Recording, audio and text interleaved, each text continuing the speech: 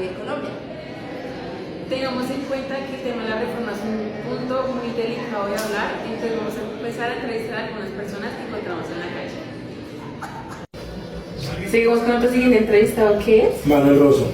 Manuel, para usted, ¿qué alternativas o estrategias podrían implementarse para abordar los problemas laborales tras el hundimiento de la reforma?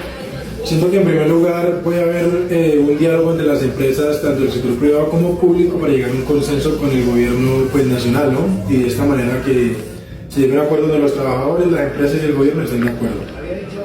¿Usted participó en la marcha el 18 de marzo? No, la verdad no pude. ¿Por qué?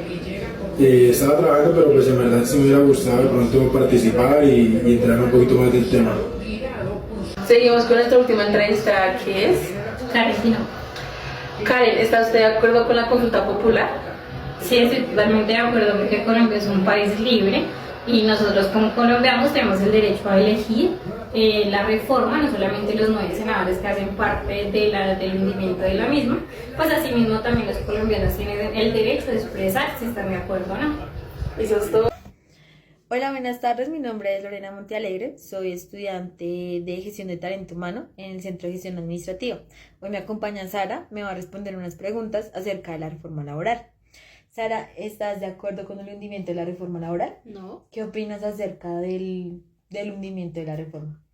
Bien, no estoy de acuerdo con el hundimiento de la reforma laboral, ya que de cierta manera se están vulnerabilizando muchos derechos que estos me pueden estar ayudando a impulsarme como persona, y también porque de cierta manera a mis padres también se les está cerrando una oportunidad que es como reconocer por las obras extras. Vale, Sara, te agradezco muchísimo por haberme respondido esta pregunta. ¿Vale? El día de hoy nos encontramos con Angeli. Angélica. ¿Está usted de acuerdo que con esta reforma ya no se van a vulnerar los derechos de los trabajadores?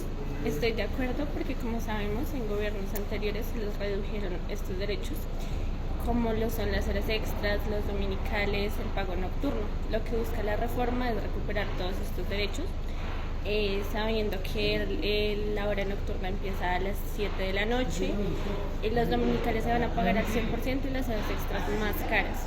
Además de esto, implementan nuevos derechos para los estudiantes del SENA, como el pago de su salario completo y la licencia de paternidad. Muchas gracias. Hola, buenas tardes, estamos con Juana en Noticena. Juana, ¿cómo cree que usted le afectaría a las empresas pequeñas y medianas si aprobara la reforma laboral? Bueno, podría afectar en el tema de los costos, ya que digamos ellos tienen unos costos estándares y si esta reforma se aprueba, eso quiere decir que pueda disminuir o variar la competitividad con varias empresas.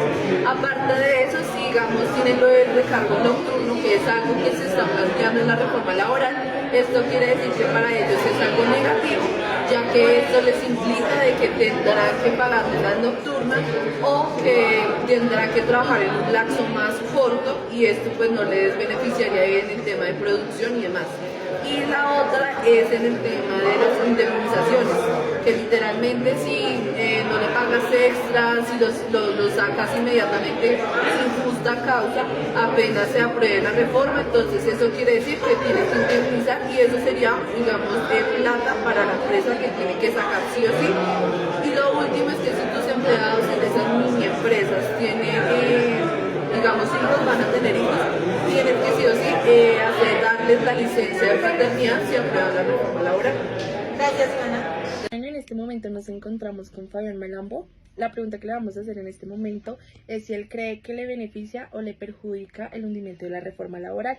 Respecto a tu pregunta, pienso que para el trabajador es beneficioso en cuanto a lo económico, pero hay que tener en cuenta al empleador, porque esto haría un impacto en las contrataciones a términos definidos de las empresas. Buenas tardes, nos encontramos en Noticena con el señor Harold Leighton. Harold, en su experiencia, ¿considera que la reforma ofrece remuneración justa para el trabajador en días de descanso obligatorio? Sí, estoy a favor porque se le pagaría el total de su sueldo a un trabajador en un día de descanso, y eso beneficia a todos los trabajadores. Gracias. Duan, ¿cree usted que si se aprueba esta reforma acabará la tercerización o dará un punto de mejora? Sí disminuiría la tercerización, incluso la precarización, puesto a que lo que se busca con esta reforma es brindar mejores beneficios a los trabajadores. Principalmente lo que se busca es eso, que las personas no trabajen por aparte o por su cuenta o por un contrato de prestación de servicios, sino que más bien una empresa le ofrezca un trabajo digno, un trabajo decente y una estabilidad laboral mediante un contrato a término indefinido. Buenas tardes, nos encontramos en Noticena y en este momento vamos a entrevistar a la señorita Mariana. Mariana, cuéntenos, ¿usted qué opina sobre los recargos nocturnos que inician desde las 9 de la noche, teniendo en cuenta la reforma laboral que puede iniciar desde las 7 de la noche? Buenas tardes, a mí me parece que es muy beneficioso para los trabajadores, ya que la reforma laboral le brindaba eso a los trabajadores de las horas extras después de las 7 de la noche. En este momento nos encontramos con Joana Novoa. La pregunta que le vamos a realizar es si conoce el objetivo principal de la reforma laboral. Garantizar la protección a los trabajadores y que se cumplan sus derechos laborales. Para responder la tercera pregunta. Lizeth, ¿qué cambios cree que trae la reforma en Colombia? Bueno, pues principalmente trae las jornadas laborales, pues estas disminuirían un poco, ya que están comenzando, las nocturnas están empezando tarde. Entonces, pues en este momento ya se reduciría a las 7 de la noche y pues por eso también el horario laboral bajaría a 42 horas. También las licencias, pues también se habla sobre que las licencias por citas del colegio de los hijos, por citas médicas, urgencias que los trabajadores tengan, también sobre el salario mínimo que ésta aumenta, pues de acuerdo al IPC, y también sobre las licencias de paternidad, ya que pues por mi parte considero que es muy poco para el padre tener 2 semanas, ya que la madre pues necesita de su apoyo y comprensión también. Oye, muchas gracias, Lice, por haberme respondido a esta pregunta. Ok, a ti. El día de hoy nos encontramos con Geraldine González. Geraldine, ¿tú crees que lo que se plantea el contrato de término fijo beneficiará al trabajador? Sí, claro, porque pues primero que todo pues va a obligar a las empresas de cierta manera a brindar una estabilidad laboral mejor a sus trabajadores y de esa manera los trabajadores se van a sentir más seguros, porque pues cuando uno tiene un contrato ahora laboral o de pronto te contratan por algunos días, tú no sabes en qué momento se va a acabar, si va a seguir habiendo esa misma hora, en todos los trabajos que puedan existir. Entonces creería que sí, beneficiaría muchísimo, más que todo pues a las personas que normalmente tienen una inestabilidad laboral o donde no se sienten cómodos en su trabajo. Además de esta manera pues les van a asegurar liquidación, indemnización, pues, todo lo de ley. Vale, muchas gracias, un gusto.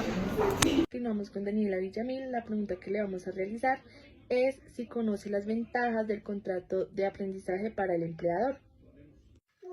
Bueno, respondiendo a tu pregunta de qué ventajas, qué beneficios tiene una organización al tener contratos de aprendizaje, considero que son varios los beneficios, en especial 2 personalmente, que son muy relevantes. Uno es que va a tener personal altamente calificado trabajando en su organización por un costo muy bajo. Y segundo, que se exime a generar el pago de la cuota que tiene que generar.